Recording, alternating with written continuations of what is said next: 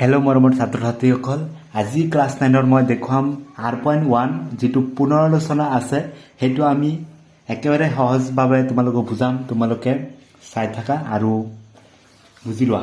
তো ফাৰ্ষ্ট কুৱেশ্যনটো আছিলে যে বৰ্গমূলৰ দ্বাৰা ৰুটটোৰ আনুমানবিক মান 2 স্থানলৈ ওলাব কৈছে। ঠিক আছে, 1 নম্বৰ কুৱেশ্যনটো কি কৈছে? বৰ্গমূল তোমালোকে গম পাইছে হৰণ পদ্ধতিৰে কেনেকৈ বৰ্গমূল কৰিব লাগে। সেইদৰে আমাৰ কি ওলাব লাগে? ৰুটটোৰ যিটো মান ভেলু ওলাব লাগে কিহেৰে? দশমিক স্থানলৈ উলিয়াব কৈছে। তো আমি কি কৰিম? ৰুটটোক বৰ্গমূল ওলাম কেনেকৈ চোৱা। এইটো হ'ল ৰুটটোক বৰ্গমূল কৰিলে আমাৰ 1ৰ স্কোৱাৰ কিমান 1, 2ৰ স্কোৱাৰ কিমান 4, 3ৰ স্কোৱাৰ কিমান 9, 4ৰ স্কোৱাৰ কিমান তোমাৰ 16। আমাৰ তলৰ ইয়াত যিমান দিব লাগিব ওপৰতে কি দিব লাগিব? সেম নাম্বাৰ দিব লাগিব।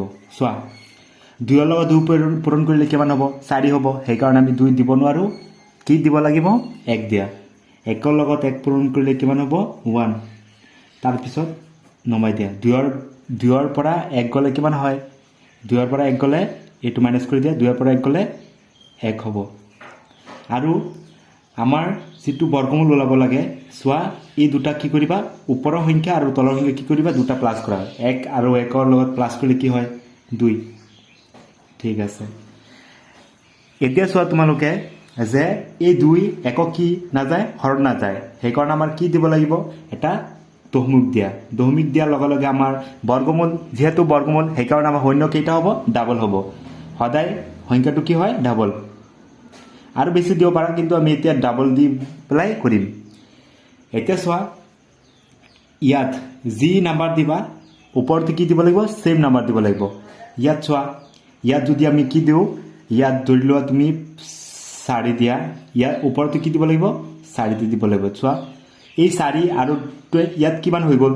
ইয়াত হৈ গ'ল কিমান? 24। 4 দিলে আৰু ইয়াত কি হৈছে? 4। 24ক 4ৰে পূৰণ কৰিলে কিমান হয়? 24ক 4ৰে পূৰণ কৰিলে 4 4 গুণ কিমান? 16, 6 হাতত থাকিল 1। 4 দুগুণ কিমান? 8। 8 আৰু 1 কিমান?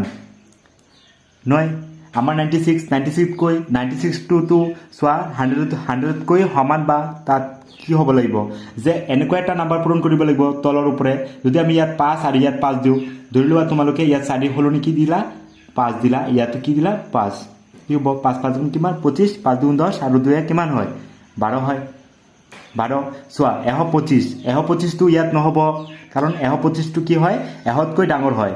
আমি এনেকুৱা নম্বৰ ল'ব লাগিব যিটো এই সংখ্যাতকৈ সমান 100 হ'ব লাগিব, নহ'লে 100তকৈ তলত হ'ব লাগিব। আমাৰ 100তকৈ তলৰ ওচৰত থকা সংখ্যাটো কি হ'ব? 4। সেইকাৰণে আমি কি পূৰণ কৰিম? 4 পূৰণ কৰিম। চোৱা, 4 4 গুণ কিমান? 16। 4 দুগুণ কিমান? 8 আৰু 1 কিমান? এই 4টো কি কৰিলা? এইটোৰ লগতো পূৰণ কৰিলা, এইটোৰ লগতো পূৰণ কৰিলা। 4 দুগুণ 8 আৰু 1 কিমান? 9। ইয়াত মাইনাছ কৰি দিয়া আকৌ। 100ৰ পৰা 96 গ'লে কিমান? 4। এনেকৈ ডাইৰেক্ট লিখি দিব পাৰা। নহ'লে চোৱা, এইটো 1 দাৰ কৰিলে কিমান হয়? 10। 10ৰ পৰা 6 গ'লে 4 হ'ল। এতিয়া আমি কি কৰিম? চোৱা, ইয়াত কিমান হৈ গ'ল? এতিয়া 24। আমি এতিয়া ফাৰ্ষ্টত কি কৰিছোঁ? 1 দি কৰিছিলোঁ। এতিয়া কিহেৰে কৰিছিলোঁ? 4 দি। তো 24ৰ লগত এই সংখ্যাটো যিমান আছে, ওপৰত যি সংখ্যা আছে 4, 24ৰ লগত 4 প্লাছ কৰিলে কিমান হয়? 28। ইয়াত কি লিখিবা? 28 দিয়া। যিহেতু আমাৰ কি হয়? দশমিক দিছা, সেইকাৰণে আমাৰ কি হ'ব? শূন্য ডাবল হ'ব। হ'ল। এইটো আমি অট'মেটিকলি বহাব পাৰোঁ। চোৱা, এতিয়া আমি কি কৰিম? এনেকুৱা কি নম্বৰ দিবা? ইয়াত আৰু ইয়াত কি নম্বৰ দিবা? 400তকৈ কম হ'ব। ইয়াত যদি ধৰি লোৱা তোমালোকে ইয়াত 2 দিছা, 2 8, ইয়াত কি দিছা? 2 দিছা। ইয়াত যদি 2 দিয়া, ইয়াত কি হ'ব? 2 দিব লাগিব। এইটো এতিয়া লিখা নাই, ঠিক আছে। ইয়াত যদি 2 দিয়া, ইয়াতো কি লিখিব লাগিব? 2 দুগুণ 4, 4 দুগুণ 16, 6 হাতৰ 1 থাকিল। 2 দুগুণ 4 1 কিমান? 5। 564। ইয়াততো 564 নাই, সেইকাৰণে আমি ইয়াত 2 দিব নোৱাৰি। ইয়াতো কি দিব নোৱাৰি? 2 দিব নোৱাৰি। সেইকাৰণে ইয়াত কি দিয়া? 1 দিয়া। ইয়াতো কি দিয়া? 1 দিয়া। চ' কিমান হ'ল? 281 আৰু ওপৰতে কি? 1। তো পূৰণ কৰা। 1ৰ লগত 1 পূৰণ কৰিলে কিমান? 1। 1ৰ লগত 8 পূৰণ কৰিলে কিমান? 8। 1ৰ লগত 2 পূৰণ কৰিলে 2। ইয়াত কিমান ওলাইছে? 281। এইটো কি কৰা? মাইনাছ কৰা। 0ৰ পৰা 1টো নাযায়, ই কি কৰিব? ইয়াৰ পৰা দাৰ কৰিব। ইয়াতো একো নাই, ই কি কৰিব? ইয়াৰ পৰা 1 দাৰ কৰিব। ইয়াৰ পৰা 1 দাৰ কৰিলে ইয়াত কিমান হ'ব? 10। তাৰপৰ এই 10ৰ পৰা এই 0 1 দাঁড় কৰিলে ইয়াত থাকিব কিমান 9 আৰু ইয়াত কিমান হ'ব 10 10ৰ পৰা 1 গলে কিমান হ'ব 9 ইয়াত কিমান আছে 9 9ৰ পৰা 8 গলে কিমান 1 হয় কি নহয় সো ইয়াত কিমান থাকিল 3 থাকিল কাৰণ 4ৰ পৰা 1 টো 0 দাঁড় কৰি নিলে আৰু তাৰ পৰা 1 তাই দাঁড় কৰি নিলে ইয়াত থাকিব 10 10ৰ পৰা 1 গলে কিমান 9 আৰু ইয়াত থাকিব কিমান 9 কাৰণ 10 আছিল তাৰ পৰা ই 0 কি কৰিছে ইয়াৰ পৰা 1 লৈ গৈছিলে সেইকাৰণে ইয়াত থাকিব কিমান 9 9ৰ পৰা 8 গলে কিমান 1 আৰু ইয়াত থাকিব কিমান 3 3ৰ পৰা 2 গলে কিমান 1 এতিয়া হল আৰু আমাৰ উলাব পাৰো সো আমাৰ কি কৈছে যে 2 দশমিক স্থানলৈ উলাব কৈছে যেটো বৰ্গমূলৰ মান দশমিকৰ পৰা কেইটা সংখ্যা থাকিব লাগিব দুটা সোৱা ইয়া দুটা পাই গলো আমি আৰু উলাব না লাগে ঠিক আছে এইখিনি কৰি দিলে আমাৰ এনসারটো হৈ গল এতিয়া কি লিখিবা √2 যেটো ভ্যালু পাইছা 1.41 এটি হল আমাৰ উলিয়াব লগা উত্তৰ 1 নম্বৰ ঠিক আছে এইখিনি আছিল আমাৰ 1 নম্বৰ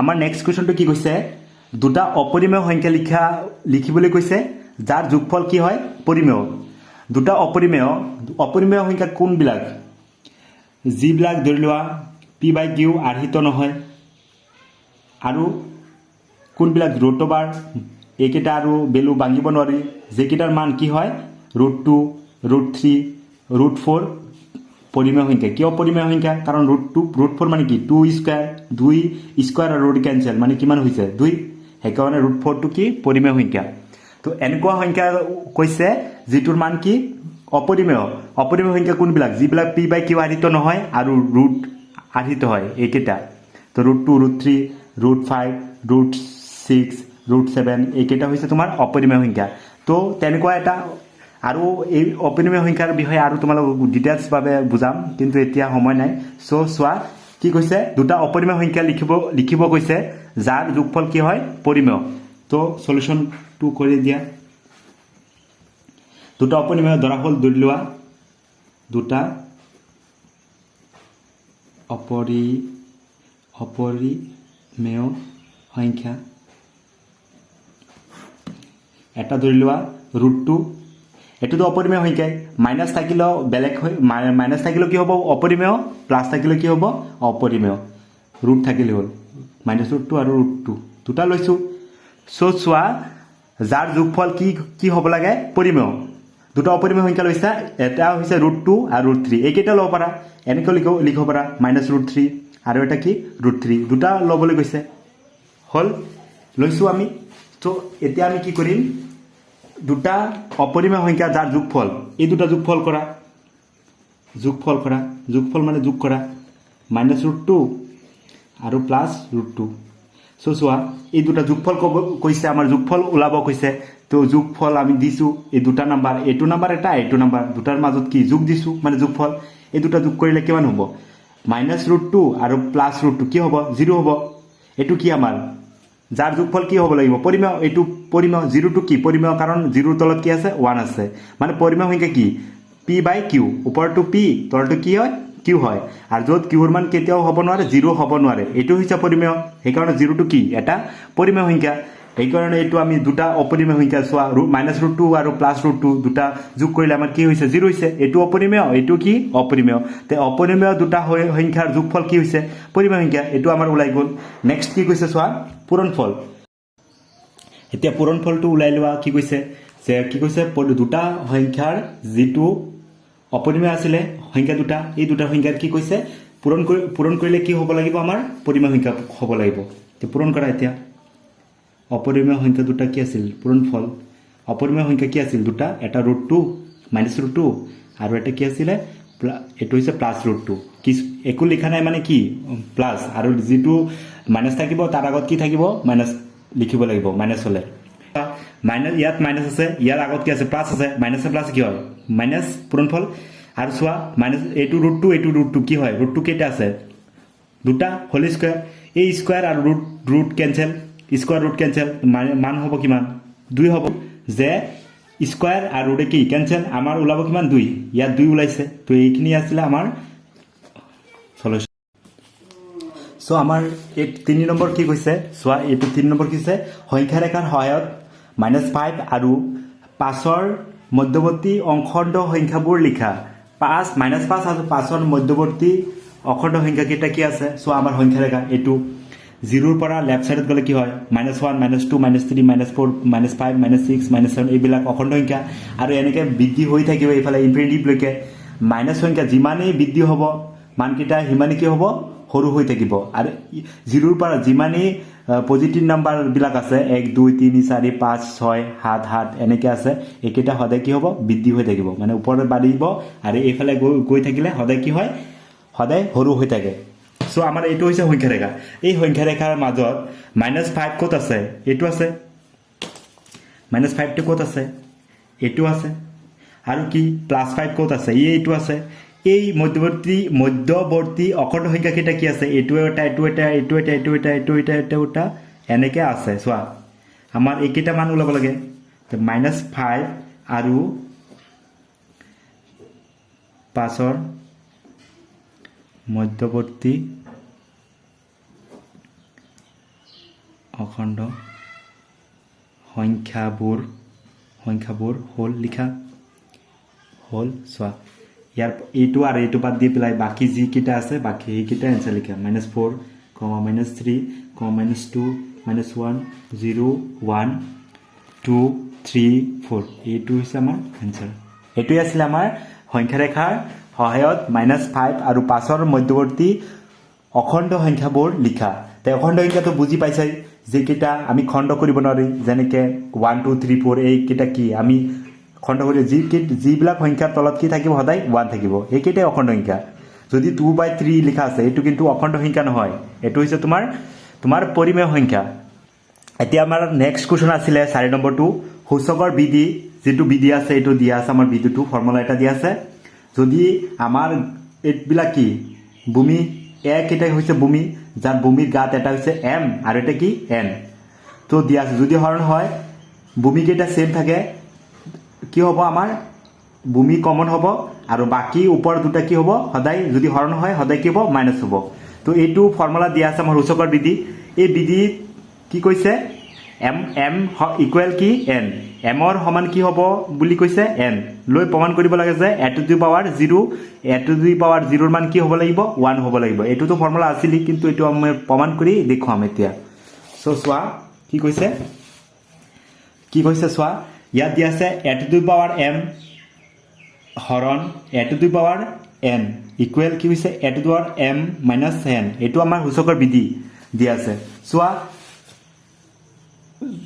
এইটো ভূমি কেইটা কি আছে সমান আছে ভূমি সমান হলে ওপৰৰ যদি সমান হয় আৰু ওপৰৰ গাত কেইটা যদি বেলেগ বেলেগ হয় আমাৰ যদি দিয়া থাকে ইয়াত হৰণ ইহতৰ মাজত যদি হৰণ থাকে তেতিয়া আমাৰ ওপৰত কি দিব লাগিব এই গাত কেইটাৰ দুটাৰ মাজত কি দিব লাগিব বিয়োগ আৰু যদি আমাৰ এনেকে হয় চোৱা a to the power m into a to the power n যদি আমাৰ যেতিয়া আমাৰ চোৱা ভূমি কেইটা একেই কিন্তু ওপৰৰ গাত কেইটা বেলেগ কিন্তু পূৰণ দিয়া থাকে তেতিয়া আমাৰ কি দিব লাগিব ওপৰৰ কেইটা প্লাস দিব লাগিব এতিয়াতো আমাৰ এইটো নালাগে এইটো চোৱা এইটো দি অংক কৰিবা এইটো কি হ'ব চোৱা এইটো কি আছে হৰণ আছে a to the power m হৰণ কি হ'ব a to the power n হ'ব ইকুৱেল কি a to the power m minus n এতিয়া আমাৰ কি কৈছে চোৱা নাও কি বহাবা m ৰ ঠাইত n বহুৱাচোন a to the power m ৰ ঠাইত কি বহাবা n বহুৱা যেহেতু দিয়া আছে কি m সমান কি n বহাই দিয়া m ৰ ঠাইত কি বহাবা n m ৰ ঠাইত কি বহাইছো m ৰ ঠাইত কি বহাইছা m ৰ ঠাইত কি বহাব লাগে n বহাব লাগে তো বহাইছো তলত কি চোৱা a to the power n a to the power m আছে a to the power ওপৰত m ৰ ঠাইত কি বহাব লাগে n minus n চোৱা ইয়াত কি হ'ব দুটা চোৱা